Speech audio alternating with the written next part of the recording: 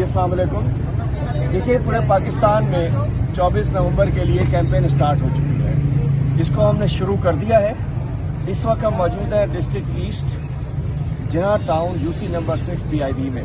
हमारे district president साहब मौजूद हैं, हमारे टाउन के प्रेसिडेंट मौजूद हैं, हमारे MPA साहब मौजूद हैं, हमारे दीगर अहदेदारान सब यहाँ मौजूद हैं।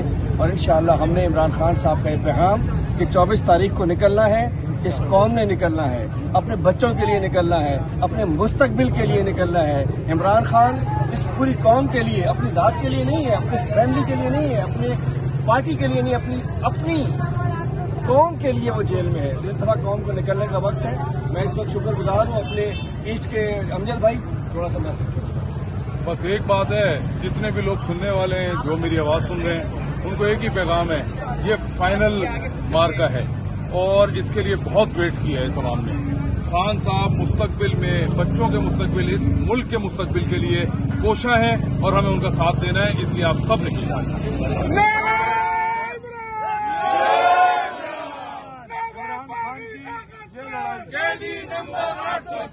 इमरान खान की ये लड़ाई इमरान खान के बच्चों की नहीं है, मेरे बच्चों की लड़ाई है, हम सबके बच्चों की लड़ाई है, 22 करोड़ अवाम के बच्चों की लड़ाई है।